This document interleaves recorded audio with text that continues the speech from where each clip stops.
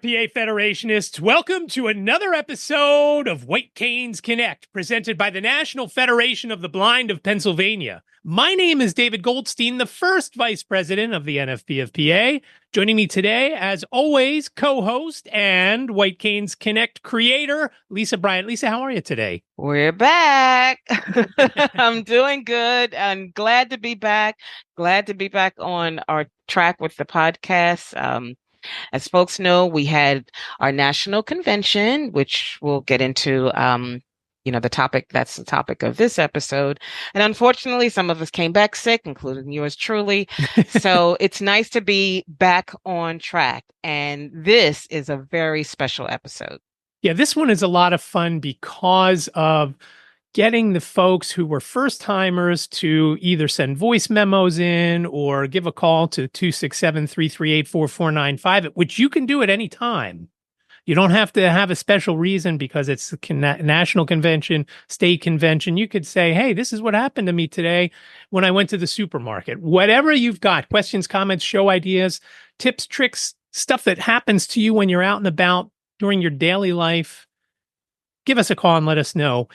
This one is fun because it's a bunch of first-time convention goers, and they talk about their experience through it. And Lisa, I can't believe I didn't get COVID because my wife got COVID, you got COVID, Harriet got COVID. Everybody seemed to get it but me, and I don't know how that happened. I think we need to prick your finger and make sure you have blood there and not wiring because how you escaped it is really a miracle. But what's also very nice about this, and thank you to all of our first timers, everyone who did go from our affiliate for the first time participated. So thank you all. And they had to kind of do it in a quick turnaround. So we really appreciate your helping us out with this. Yeah, and they are great. And as you'll hear as we go on through this episode, you'll hear all the different things that folks loved. And there are a few things that they didn't love, and you'll find out. And it's almost the things that they didn't love weren't terrible. And I don't know that there's any avoiding it, but we'll talk about that as we move along. It's just a lot of fun. It's just a lot of fun to hear what people thought. Right. So who's first? First up is Angie Ferguson from the Keystone chapter. Hi, my name is Angela Ferguson, and I'm a member of the Keystone chapter of Pennsylvania. This July, I attended my first national convention, and I must say it exceeded my expectations. I learned so much about NFB's history of advocacy, as well as learned a lot about the various options that are available for those with vision loss or who are blind. And it made me more aware of what options are available to assist me in the workplace as well as at home. It also gave me more awareness of the strength that I have and that I'm not alone in this journey of having vision loss. I definitely plan to attend the conference in July 2025 in New Orleans, and hopefully I'll be able to bring a family member so that they can see how strong the NFB group is, the organization is per se. And I would have to say that my most memorable moment of the convention was probably just going to the general sessions and listening to the different speeches, as well as seeing the camaraderie between all the different state caucuses and, the individuals. I was able to meet people from different states, and, there were some people that, I met through some of the program that I went to. I met some people that were in my Greek organization that I know I'll definitely keep in touch with, as well as meeting people from the other chapters in the Pennsylvania caucus. So I look forward to becoming more active within my chapter and eventually within our state affiliate. Thank you, Angela. You know what I love the most about that comment is how she wants to now bring her family. We have our our families, our friends, and our quote unquote intimate sort of circle. But it almost sounds like Angela learned or gained another intimate circle and now wants to invite the family into that, if that makes sense. I just love how it's, finding that other community that sort of gets her more so than family does. So I think that was a good takeaway for her. Yeah, I really do. I think you're right, and I'm not just saying that because that means there's one more person that could work at the exhibit hall table next year. I also liked what she said about general sessions, and it's funny. One of the days, and I don't remember which one it was, I had to go to the bathroom so badly, and I didn't want to. I didn't want to miss what the person was saying, and I'm waiting and waiting and waiting, and I was praying that the next person was somebody that I thought I could at least miss part of because I could run to the bathroom after drinking my venti Starbucks tea. And thank God it was. I got to go to the bathroom, came back. And of course, when it's not just a matter of going to the bathroom, as we'll hear from other folks during this episode, when you're out there and somebody's having trouble getting from point A to point B, they need a little assistance, or you run into somebody you haven't seen, or sometimes you literally run into somebody. There's always something going on. So it's not just a quick trip just to the men's room. It's a trip to the men's room and then, oh, hey, how you doing? And oh, it's right over there, or let's go this way, or here we go that way. It's a whole thing. But now we've got a couple of folks, first timers, Anissa Brown and Kenny Robinson. Let's hear what they had to say. Hi, this is Anissa Brown from the Greater Philly chapter.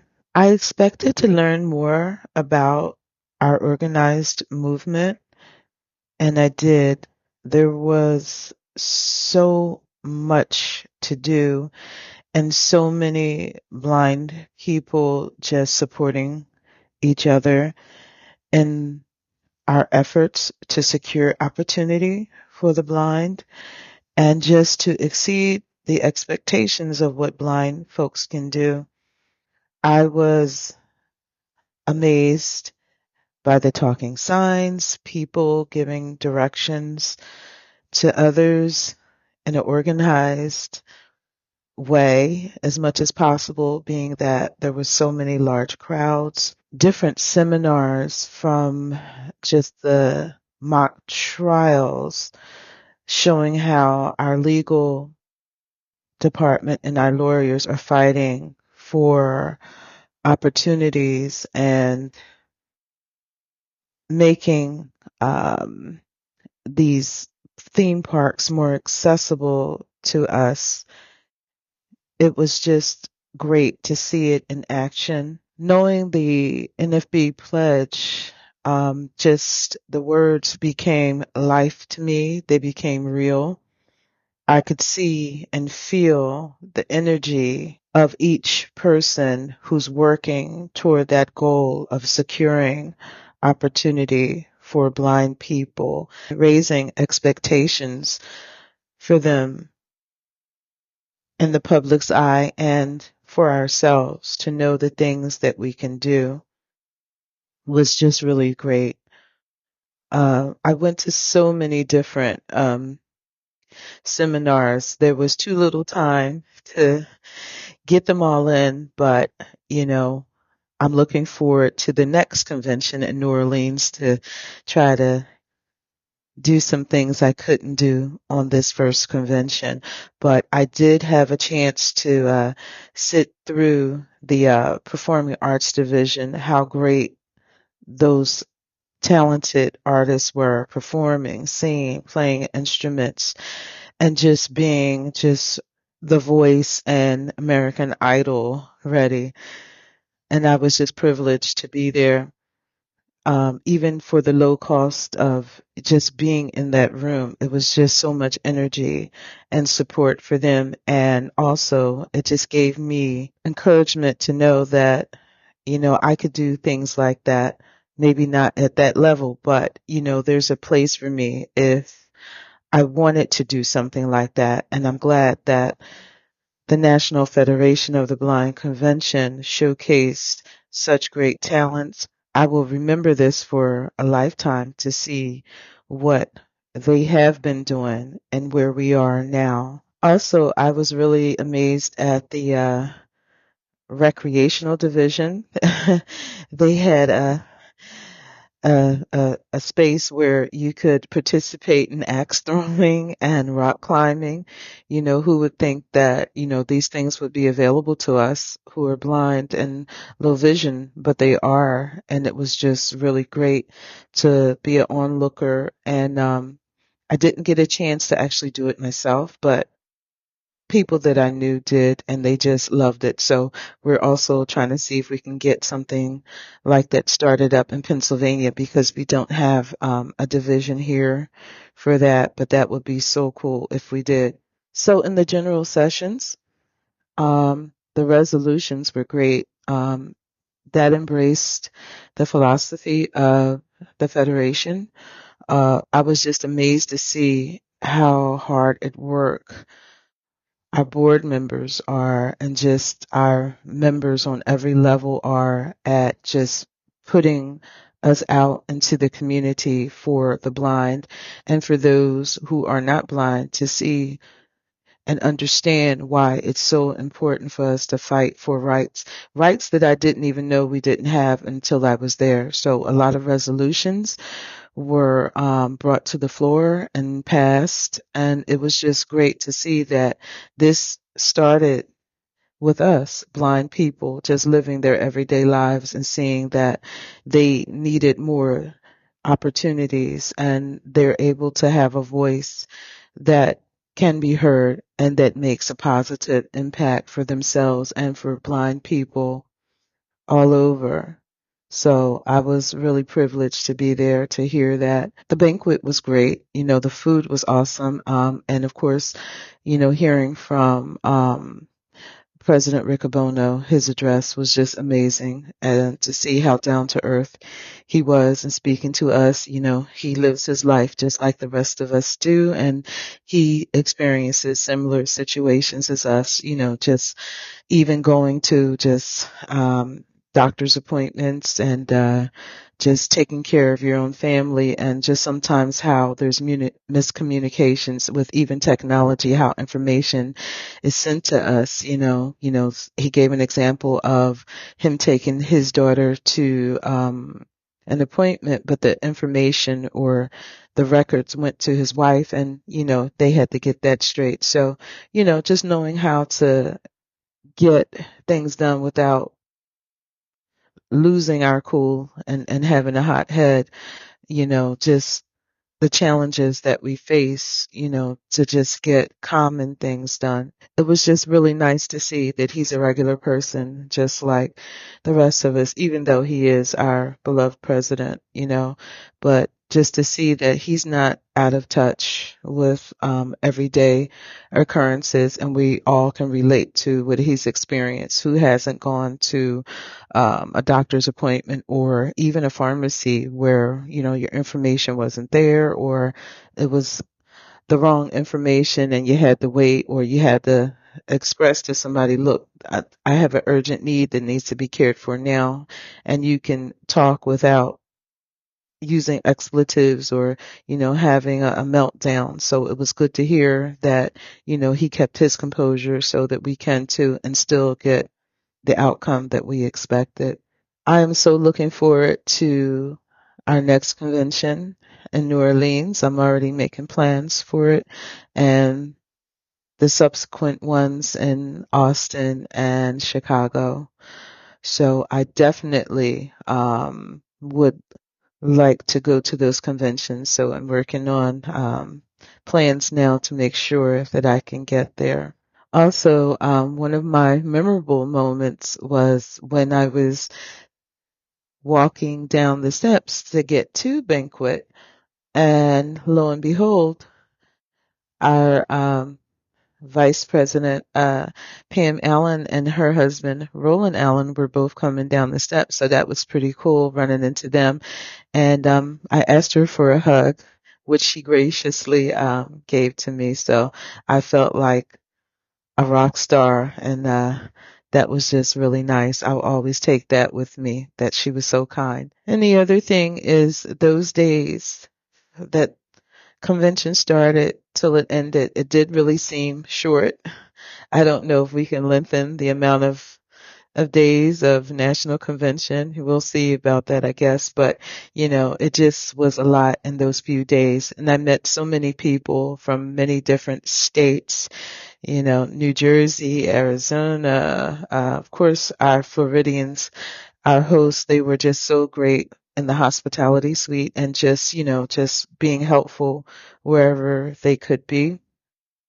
I will always be grateful to them for their hospitality. And there were just some people, even from my own affiliate, Pennsylvania, that I met for the first time or got to know in a better way. Hi, Kat. So, we exchanged numbers. So I hope to be talking to her more in the future as well. But I am just so grateful for the camaraderie of everyone. Everyone was just so kind and helpful, and just supportive wherever they could be. If it was just, hey, where the restrooms are, somebody will lend an elbow or a hand, say, you can come with me, I'll get you there. Or just a restaurant or a lounge, if I couldn't get something, they say, hey, I'll get it for you. And we can't forget our sighted guides and assistants. There were some convention goers who had family members who not only attended to them, but me and the others. They would just, wherever they could jump in, they did.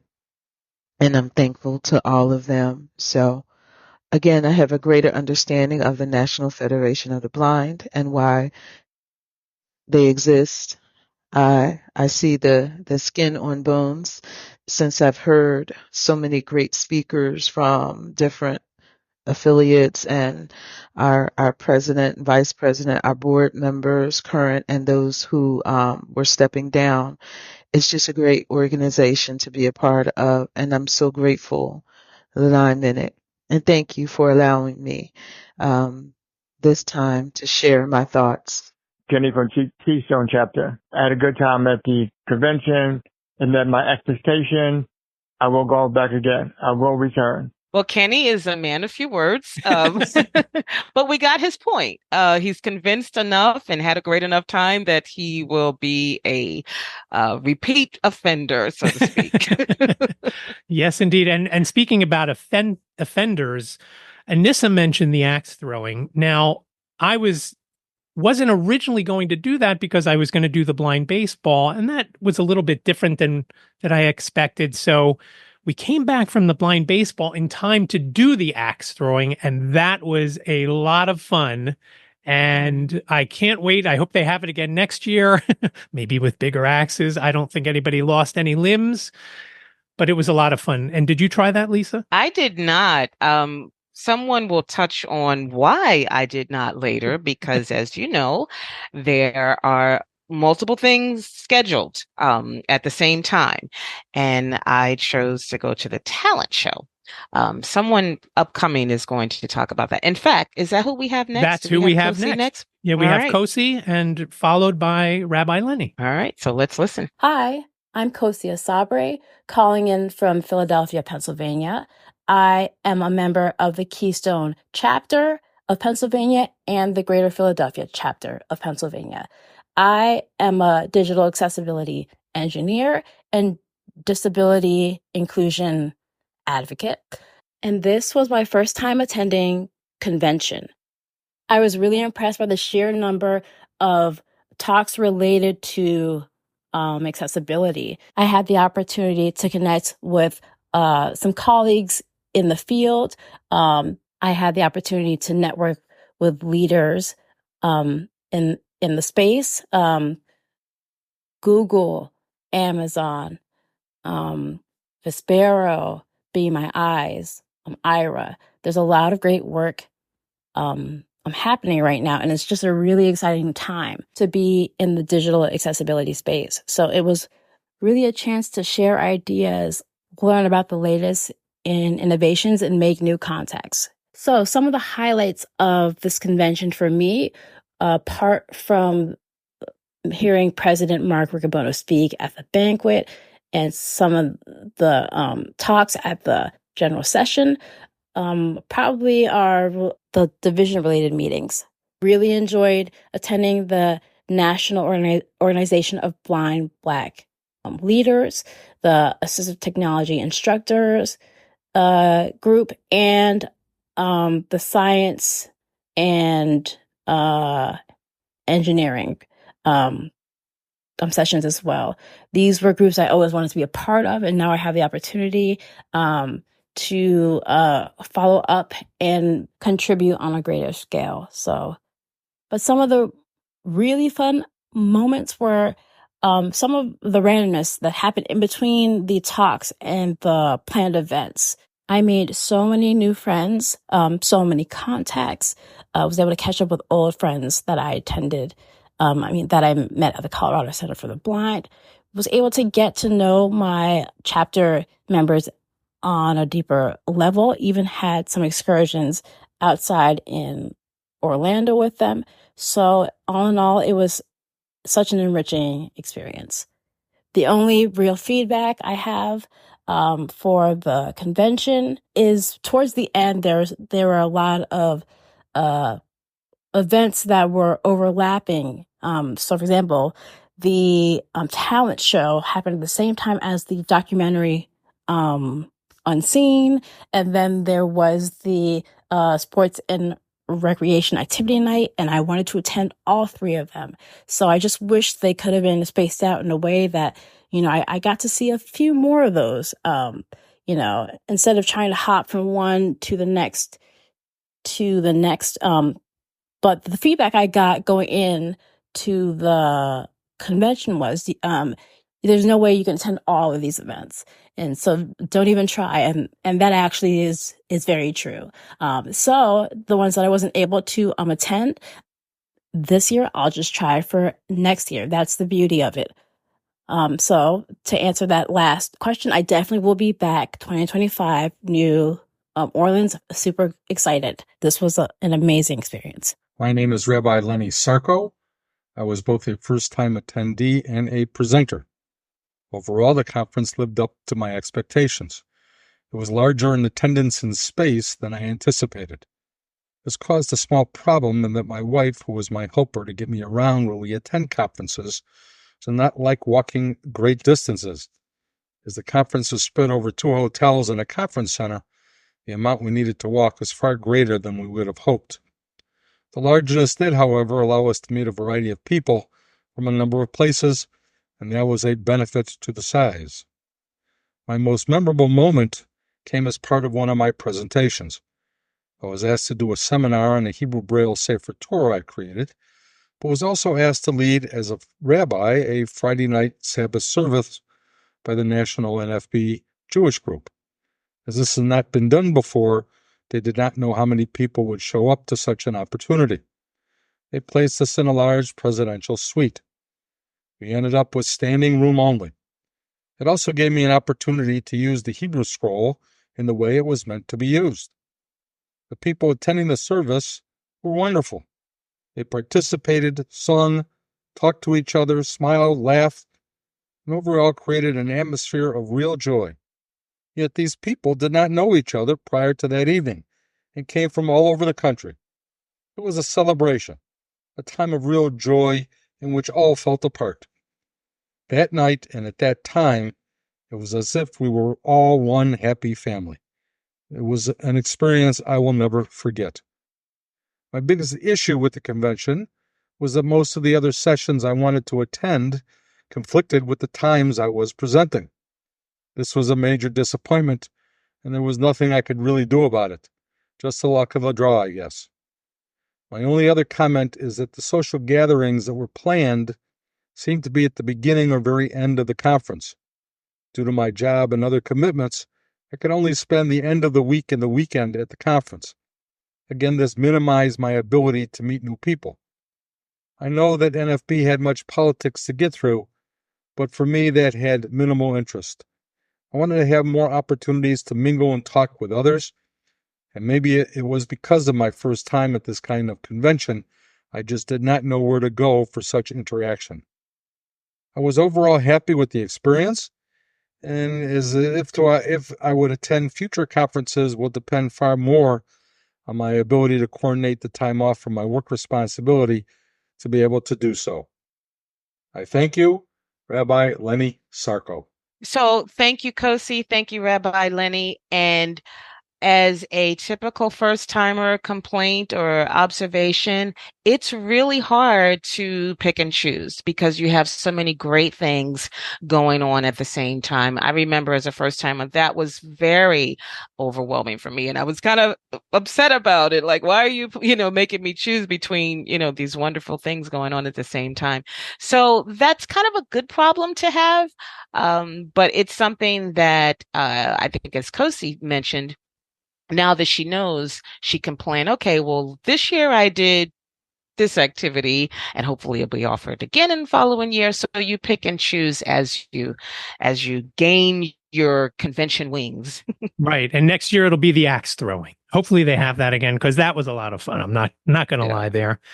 But it was great to hear from both of them. And that is with any conference. It's not just the NFB conference. It's anything. Mm-hmm. You've got to pick, this is what I really want to see. But man, I'd kind of like to see that. You got to go with the top choice at that moment. Hey, let me go see this. And then there's no shame in saying, wow, this wasn't what I expected. Walking out and then going into the other one and hoping to get something on that. That is the beauty. Yes, that is the beauty of it. You're absolutely right. So who's next? All right, up next, we have Christine Brunson and Pam Baccaro. So let's hear what they have to say. Hi, my name is Christine Joy, and I am so excited to share my experience at my first national convention. My expectations were exceeded. I learned so much information and made some really new, cool connections. I think one of the parts that was most memorable for me was that I went to go see the screening of Unseen, which is a documentary about a guy who is visually impaired, and he's a social worker. And that really stood out to me because I too am a social worker who is visually impaired. And so it was really cool to watch. And what I loved the most about the documentary is that there were parts of the documentary that were blurry, and that was to symbolize the way he sees things as well. And so I just thought that was really powerful, and have an opportunity to meet with a person who, the main character of the documentary, was super awesome. I made some really cool connections that I plan to cherish for a really long time. One of the ones that I was really excited to meet, it's so funny that we actually live in the same city, work in the same industry, and it took for us to go all the way to Florida to realize that we knew each other and we're connected. So shout out to Angela from the Keystone chapter. It was so nice meeting you and so many others. Hello, this is Pam Baccaro from the Greater Philadelphia chapter, talking about the NFB 2024 National Convention. It was my first time attending, so I did not know what to expect.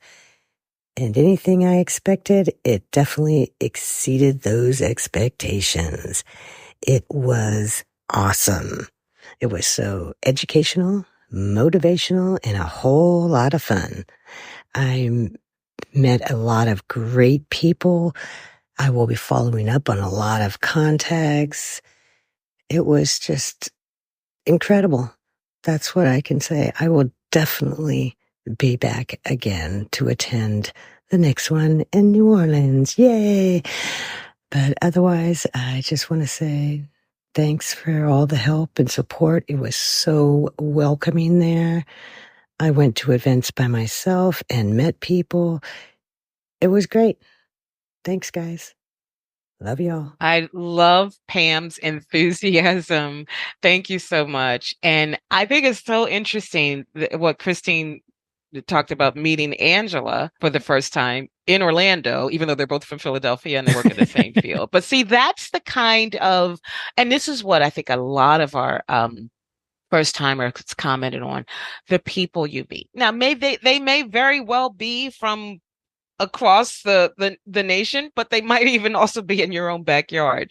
So that's the wonderful thing about how convention brings all of us together like that. Right. It really is. And it's funny to hear, you hear that story and then you think of the people like the scholarship winners. And I don't know if I was sitting with you when they were talking about them, but so many of them four have either been on Believe You Can, and maybe five have been either on White Canes Connect or participated in Believe You Can. And I thought that was very cool that we've talked to those folks. And unfortunately, I didn't get a chance to meet them face to face, any of them. But it is very interesting how you connect with people that live right down the street, or people that, like you say, live across the country, and you make a lifelong friend. And it was also interesting, and I don't know if it happened to you, but somebody said to me, "Oh yeah, I know you, David." And when that person walked away, I was talking with Lynn, and I said to Lynn, "Who was that?" And she told me who it was. I said, "Oh, I've never talked to that lady before in my life. How does she know who I am?" So it must be from here, right? It can only be from here. So I thought that was interesting too. And unfortunately, I didn't get a chance to formally introduce myself to her, but she knew who I was, and that was very cool. So I think we have one more. We have one more left, and this one was submitted by Simone, and I thought this was kind of like Christine Palmer's episode of the state convention a few years ago, when she was talking about how powerful it was for her.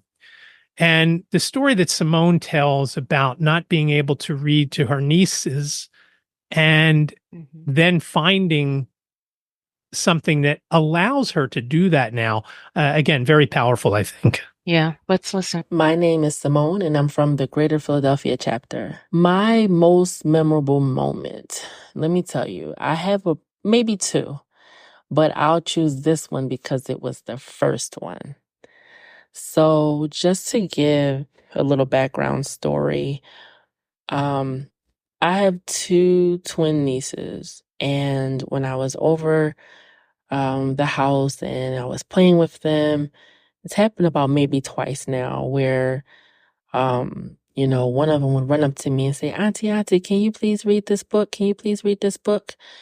And I would always have to respond and say, oh, I'm sorry, baby. Like, Auntie can't see the pictures and can't read the words. And then the other one would come and say, Auntie, can you please read? And I'm like, I'm so sorry, baby. Auntie can't see the words or the pictures.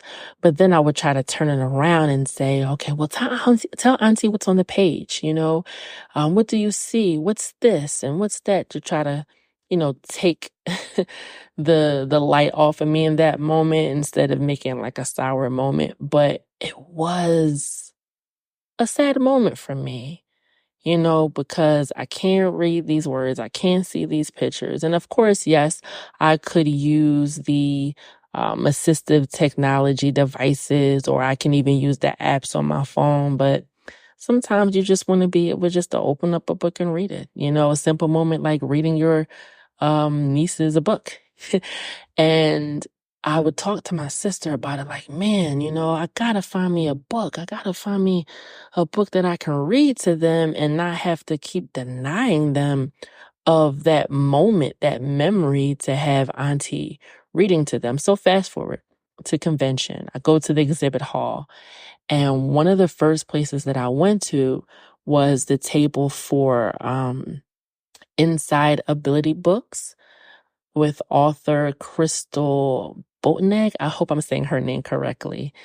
But she is the author of books that are large print with high contrast and illustrations. And they're for children and parents who are low vision. So I just happened to go over to the table, and I saw her books, and I saw it said large print text. And I opened up the books, and I'm just like, wow, I can read what's on the page. And for me, high contrast is best. So not only was it large text, but it was high contrast, which took a lot of the stress and glare. I mean, it's still there, but I was able to read it. And I didn't realize that it was going to impact me the way that it did. And even now when I talk about it, I feel the tears coming to my eyes again, where this is where I need to be. They get it. They get it. She gets it. And it was just that moment, like, I'll be able to read my nieces a book. where if they say, Auntie, can you read this book? Or I can say, hey, Auntie has a book for you that I want to read.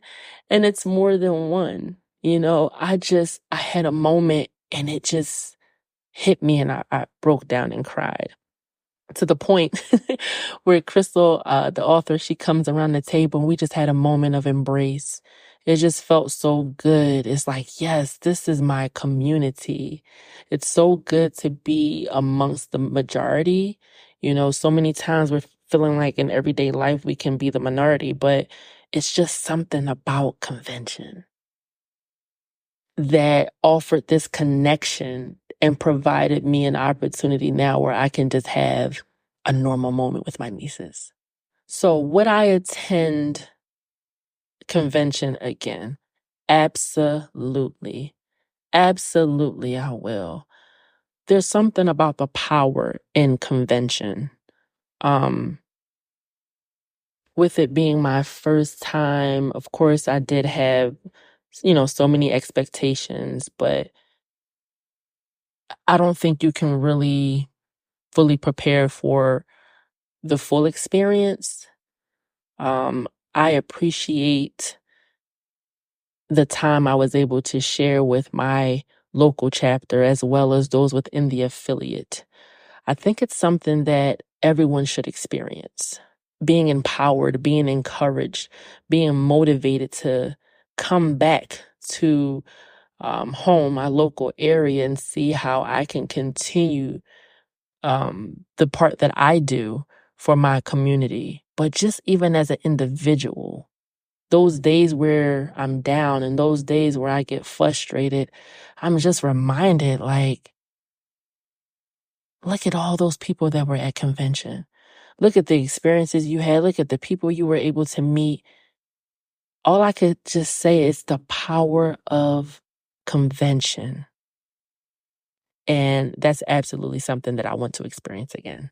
Thank you, Simone, for such a beautiful story. And it reminds me of the time another member of our affiliate, remember Stacy talked about being able to finally sort of experience in her way a drawing that her daughter made. These are the kind of moments that you'll never forget. Clearly, it was a moment for Simone, and even as she talked about it, it was like that moment was happening all over again. Another beautiful things that comes out of convention. I think because there's just the sheer magnitude of not only people and products, that's what makes this such an incredible experience. It really does, because if you haven't experienced anything like it before, when you get to whether it's the exhibit hall or even just the lobby, when you walk in, and as I don't remember who it was, mentioned the talking signs, I think it was Anissa. And hearing people guiding you. And like I said earlier, there's always someone who is having trouble finding someplace, whether it's the bathroom or the bar or whatever it might be. It's just an incredible experience. And something that you said to me a couple days ago, Lisa, somebody had told you she really felt bad for missing the convention after listening to the episode that we did with the folks from Florida. Our pre-convention episode. Yes. What was some of your takeaways from, besides taking away COVID, what were some of your takeaways? Well, I went this year. I kind of looked at it as a business trip. There were so many people that I have been working with through the year that I had not seen in a while. And I wanted to make sure I connected with them, which I did. And as people know, I'm a freelance journalist. I got some information for stories and from follow-up for stories. So that to me was just such a huge victory to be able to connect in person with those people. So it was a very successful business trip on my end. Yeah, that is something that is true, because I spent a lot of my time in the exhibit hall, but I did talk to some vendors, and hopefully we'll have some of them on here in coming months, not necessarily related to the convention, but related to their product or service. And to get to meet those folks face to face, Mike Walsh, I got to meet face to face much longer after Lisa got to meet him face to face. Mike Walsh from Fight for Sight. We communicate fairly frequently. I made their website and we talk on occasion about the site or about other things. And so I did get to connect with him a few times while he was doing blind baseball. And then right at the very end, we spoke for a while in the lobby.